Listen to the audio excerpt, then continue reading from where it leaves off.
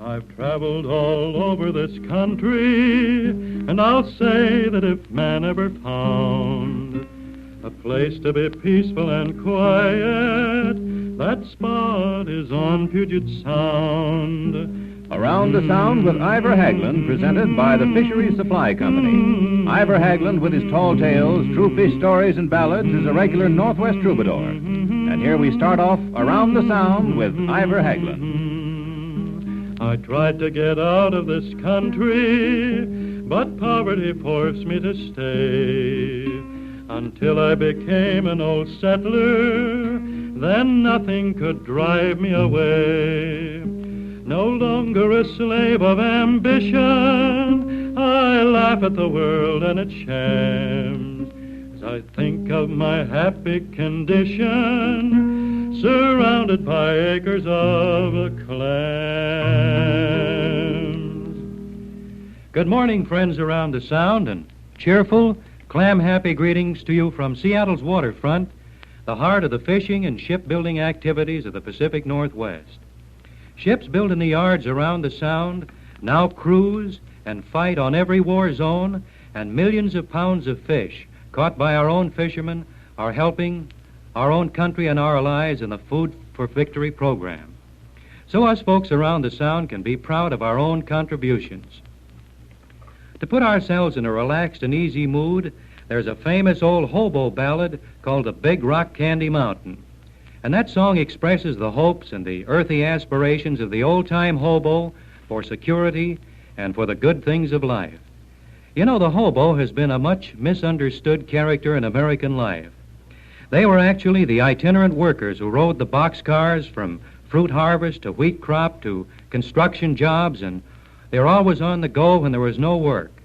A friend of mine who used to hobo around the country recently decided to take a few weeks off from his job where he'd been working steady for over 3 years and take a side-door Pullman or a boxcar trip east of the mountains and also do a little fishing as well.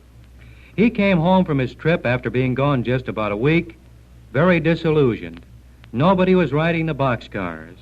In fact, some of the train crews were so lonesome, they invited him to ride with them. After covering 4 states, he only met a couple of old cronies, and even they were working on steady jobs. My friend felt that the old-time hobo life was just another war casualty.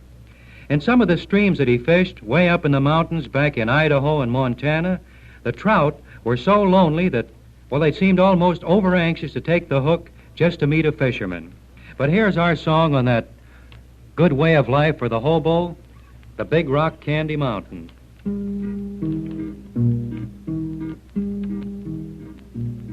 One evening as the sun went down and the jungle fires were burning, down the track came a hobo hamming, and he says, "Boys, I'm not turning. I'm headed for a land that's far away, beside the crystal fountain. I'll see you all this coming fall in the Big Rock Candy Mountain. In the Big Rock Candy Mountain, there's a land that's fair and bright, where the handouts grow on bushes and you sleep out every night, where the boxcars all are empty and the sun shines every day, where the birds and the bees and the cigarette trees and the rock and rice springs, where the whang-doodle sings in the Big Rock Candy Mountain." Well, there aren't any cigarette trees or lakes of stew or rock and rice springs around the Sound, but we do have high mountains, tall timber, and a rich marine underworld filled with fascinating and valuable fishes. Many people read in the papers of the big catches worth thousands of dollars that our commercial fishermen make, and they figure that fishing must be a good way to get rich quick. But the trips where the boats and the fishermen don't even get enough fish to pay for the coffee consumed on the trip, well, that kind of news doesn't make news. Or the trip where the fishermen lose all their nets or their gear. You never hear about that. The Fisheries Supply Company, our sponsor at their friendly pier at the foot of Spring Street, knows the risks that commercial fishermen take. And the Fisheries Supply Company tries to supply them with the best and most dependable fishing gear, nets, rope, cable, and twine available. If you're a commercial fisherman, you'll find every member of the Fisheries Supply Company, from the top boss down and back up again, ready and willing in a friendly and informal way to talk to you about your fishing problems and to serve you in any way possible. If you're a commercial fisherman or a ship or a boat builder, you'll find it good business to talk to Fisheries Supply, for it's their business to serve you well. These programs are in the way of a friendly greeting to you and to the folks around the Sound who appreciate the scenic charm and the future opportunities of this great Puget Sound country of ours. It's not often that we set ourselves up in the position to give advice to the lovelorn, but we've got a couple of songs or ditties that, well, that do just that. They need to be heard to be appreciated, and they need to be listened to closely to get the warnings therein. And here is our first one.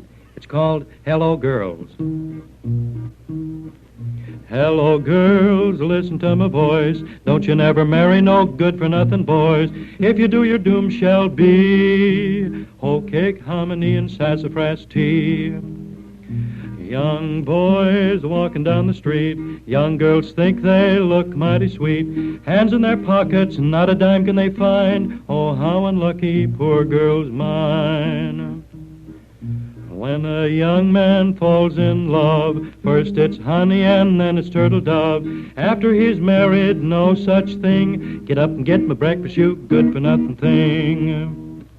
Well, seeing we're on a little bit of advice to the lovelorn or to girls that should be more careful, our next item of advice is more of a story on a young man who was too lazy to hoe corn. And this young man was so lazy that, well, he just didn't tend to his work, so he went down the road hoping to find some sympathetic girl to marry him and look after him.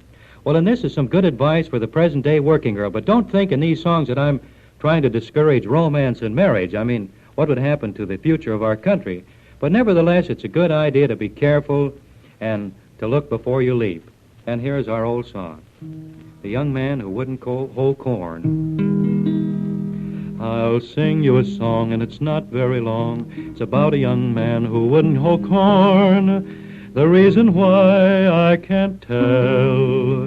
This young man was always well. He planted his corn in the month of June, and in July it was knee-high. 1st of September came a big frost, and all this young man's corn was lost. So he went right down to his neighbor's door, where he'd often been before. Pretty little miss, will you marry me? Pretty little miss, what do you say? Here you are, a-wantin' for to wed, and cannot make your own cornbread. Single I am, and single I remain. A lazy man I'll not maintain. Well, I think that just about takes up the time for our advice to the lovelorn and those who should be careful. And seeing we're on the subject of vegetables, there's no reason why we can't go from corn to sea cucumbers. So to slightly introduce a sea cucumber in a mildly musical manner, here's our original ditty called Deep in the Waters of Puget Sound. Deep in the waters of Puget Sound, many, many, many strange things are found. The octopi and sea cucumber, weird creatures beyond number. And now for as much time as we have on the sea cucumber that we can get in this morning. The sea cucumber, although it sounds like a vegetable, is actually an animal, and it's one of these backboneless invertebrates. But it's really an interesting creature from any angle. If you've never met a sea cucumber around the Sound, well, here's what one looks like. It resembles an ordinary garden cucumber in shape, and it has bumps all over its body in the same way. But there the similarity ceases. There are several kinds of sea cucumbers, but first we'll examine the most common one, which we might call the sea garden variety around the Sound. It's reddish brown, and it's occasionally found on the seashore, having rolled up and been left high and dry when the tide's been going out. But in this case, well, I felt that a little reluctance at giving the sea cucumber a personal name and talking as though he were really somebody you'd like to know and to meet. But on the other hand, if I call this creature his book name, which is Stichopus californicus, you would ask, so what? And no one could blame you. That is, hardly. Well, I guess we'll never grow up when it comes to calling these seashore friends of ours by their everyday monikers. In this case, it's going to be good old Cuthbert Cucumber. Now, there are several things that I don't mind telling you about the sea cucumber, that there's a few things I'm, rather reluctant to tell you about him. He's a nice fellow, of course, but from his point of view, certain things about him are fundamental to the cucumber's way of life. But before getting personal with Cuthbert, let's take a look at him from the outside. As we said, he looks like a long, he can be as long as up to 15 inches, red cucumber, and he's about 3 inches thick. He has a mouth at one end. This mouth of his is a truly wonderful creation. And you can really talk about a well-rouged, cupid, bow feminine mouth. Well, Cuthbert has all that with a lot of extras thrown in. Besides his mouth, which looks as though it were coyly pursed for a kiss, he has 15 flower-like feelers around it, and these delicate feelers or tentacles end in tiny rosettes with hundreds of little branches. It's not exactly an orthodox mouth, but when it's in high gear, it's an amazing thing to behold. And when these tentacles that extend out from that mouth begin to work, they move and wave in all directions, turning and twisting to catch the minute organisms that come to rest in them and any little nautical or undersea goodies that he might come against. And as well as picking up a meal out of the air, or as I should say in this case, out of the water, and that meal is plankton, that microscopic sea life, Cuthbert Cucumber picks up a great deal of organic flotsam and jetsam that he runs into as he moves about on the bottom of the Sound. Well, I can see that right now our time is almost counted out, and we'll go into some more of this work on our undersea creatures around the Sound next week. And thanks, friends, for listening in and for being with us this morning. And drop around this same time next Sunday, and you might drop down to the aquarium on the waterfront and meet, which is just a block from the ferry dock, and meet old Oscar the octopus and pat our pet seal, and even the sea cucumbers would be glad to see you. And old Oscar the octopus has done this week is attend to his garden of sea lettuce and sea cucumbers, and he hopes that you Victory gardeners are doing the same. Well, so long, and our last sincere, friendly word to you is this. I've traveled all over this country, and I'll say that if man ever found a place to be peaceful and quiet, that spot is on Puget Sound. I tried to get out of this country, but poverty forced me to stay, until I became an old settler. Then nothing could drive me away. No longer a slave of ambition, I laugh at the world and its shams, as I think of my happy condition, surrounded by acres of clams. Well, as one sea cucumber to another, it's about time to let the tide roll over us until this same time next Sunday morning, when Fisheries Supply Company will again take us around the Sound with Ivor Haglund.